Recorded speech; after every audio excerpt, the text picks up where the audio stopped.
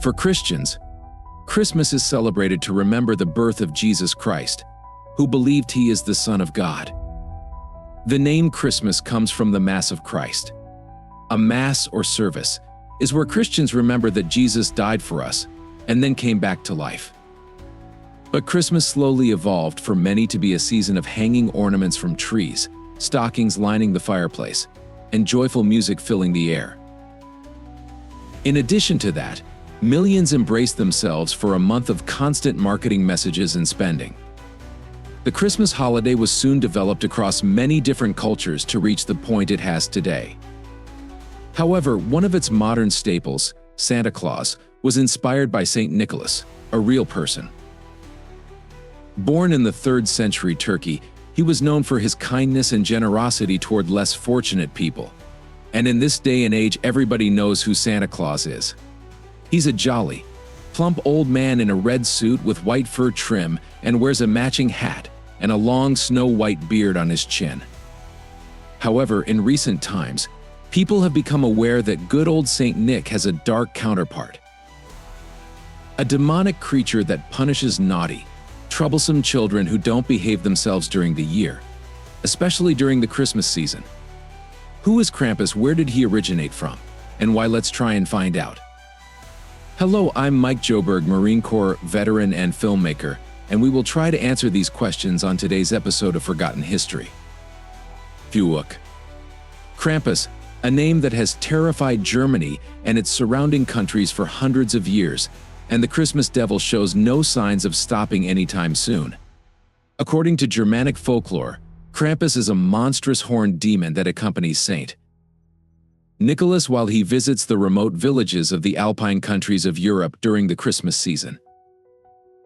While old Saint Nick hands out gifts and treats to all the good boys and girls, it is Krampus who gives out punishment to the naughty ones. The name Krampus itself is thought to be derived from the Old High German word Krampen, which means claw or to seize. Much of the folklore about the Krampus can be found in Germany, Austria, Poland, and Switzerland.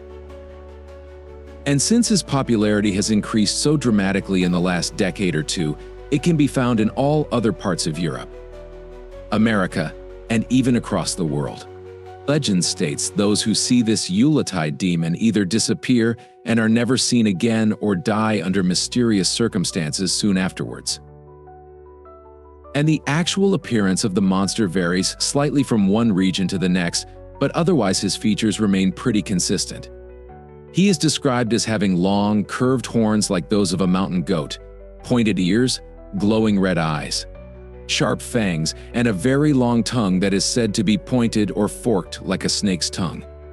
Clawed fingers and a tail with a tuft of fur or a barb like an arrowhead on the tip. He towers over his victims, standing 7 feet in height and having a muscular body that is covered in matted black hair. Some say his feet are mismatched, with one being a cloven hoof and the other a bear's claw. Krampus is most often depicted as carrying a large sack over his shoulder, much like Santa Claus. Sometimes he carries a wicker basket or a wooden barrel, and sometimes he wears iron manacles on his wrists and carries rusty chains and tarnished bells, which he jangles noisily both for dramatic effect and to create fear within the hearts of his victims. The chains and manacles are thought to symbolize the binding of the devil by the Christian Church, while bells have long been believed to repel demons and evil spirits. Krampus is also known to carry a 3-pronged pitchfork on occasion, much like the devil himself, and a bundle of birch twigs called ruden, which are thought to be a pagan fertility symbol and serve a very dark and painful purpose: to punish wicked, misbehaving children.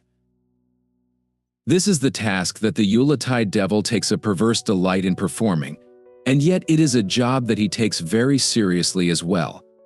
Much like Santa Claus, Krampus knows which children have been bad or good. If a child has been mostly good, and only a little naughty, the little one is subjected to a rigorous test.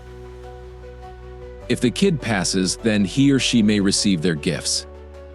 If not, the monster pulls out his routine and viciously beats the children to within an inch of their life or so. Santa Claus just watches, keeping out of the picture due to his saintly status. For children that revel in their misdeeds and enjoy being bad just for the hell of it, stopping at a beating with a bundle of birch twigs will be far too lenient for Krampus. The Christmas devil has mastered a wide variety of tortures and punishments, and he won't hesitate to use them on the worst offenders. After beating the kids with his routen, Krampus stuffs them into his bag and carries them off to his lair, which is said to be deep within Germany's Black Forests. Once there, the monster inflicts further punishment on the children until they repent of their wrongdoings. If the kids get lucky, they just might make it home for Christmas. If not, Krampus may decide to slaughter and devour the children, or he might drag them down into the fiery bowels of hell. According to a popular series of postcards from the 1800s, Krampus can get very creative with his tortures. He thoroughly enjoys ripping pigtails off little girls' heads, putting children in shackles, viciously pulling their ears, stuffing them into a sack, and throwing them into a river or off a cliff. He also makes bad children beg for mercy before tossing them onto a train headed straight for hell. With all this being said, Krampus won't hesitate to kill any children that he feels are deserving of such a fate. He doesn't care whether these little boys or girls have parents and families that love and care for them. His punishments cannot be avoided, as it is thought that not even adults are saved from the wrath of Krampus. Men and women that are cruel to each other and revel in their wickedness are targets for the Christmas devil, especially young women. Krampus is believed to be related to the satyrs of ancient Greek mythology, who are known throughout Greece for their lusty temperaments. In other words, these goatmen were always chasing women. Krampus' supernatural powers include unnatural strength, with which he can tear off limbs, twist off heads, or even disembowel his victims if he felt so inclined.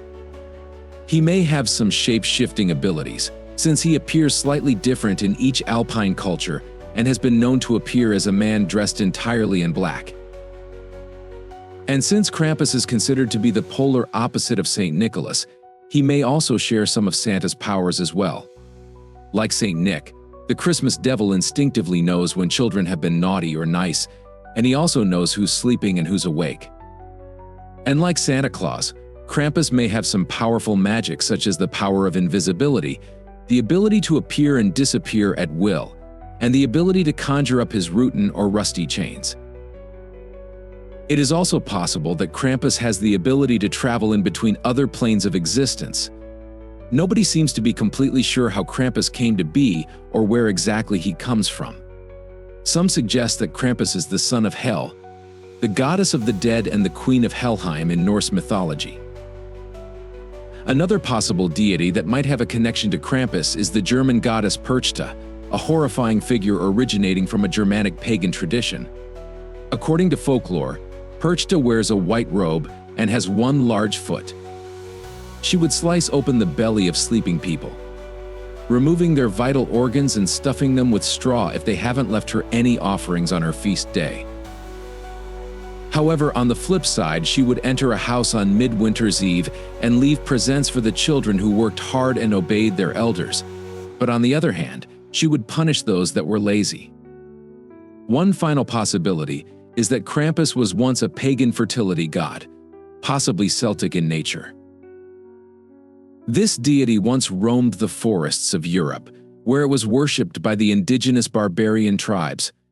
Eventually, the word of Jesus Christ made its way into the rural regions of the Alps, converting many of those same tribes into Christians. This fertility god, with his horns and cloven hooves, quickly became associated with Satan and the realm of hell.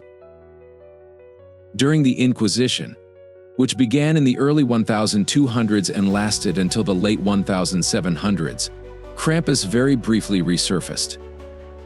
However, the early Catholic Church strongly discouraged any kind of festivities that had anything to do with the goat-like creatures, and great efforts were made by the inquisitors to stomp out such beliefs.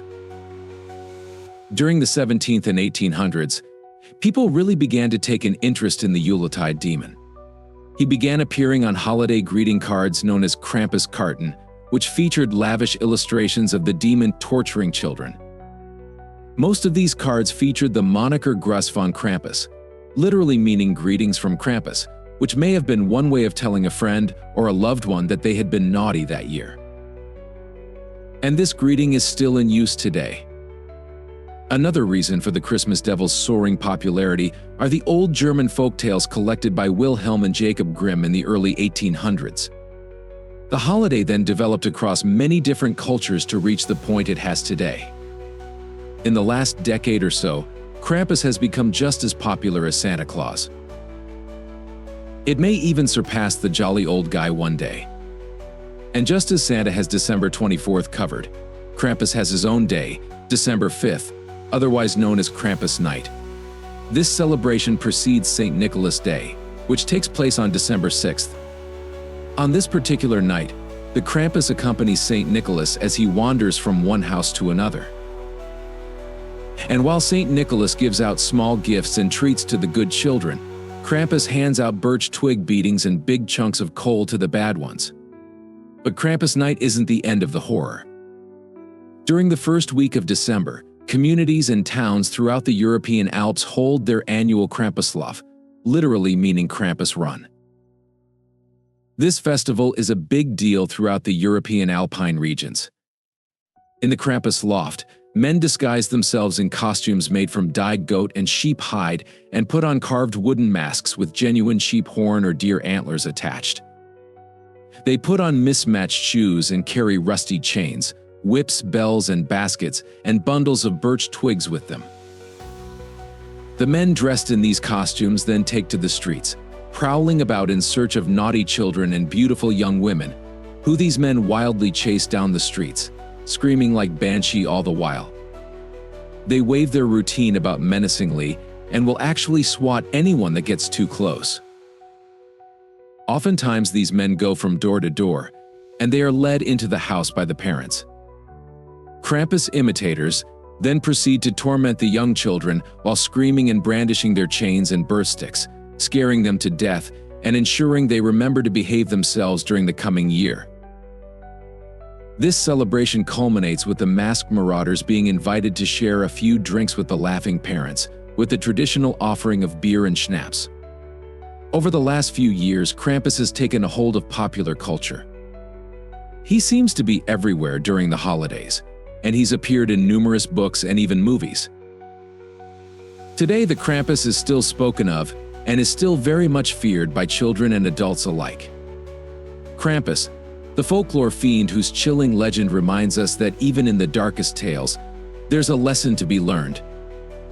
As we embrace the holiday spirit, let Krampus serve as a reminder to cherish kindness, spread joy, and stay on the right side of Santa's list. Happy holidays, and may the spirit of giving always outweigh the frights of this festive season. Thank you for watching Forgotten History.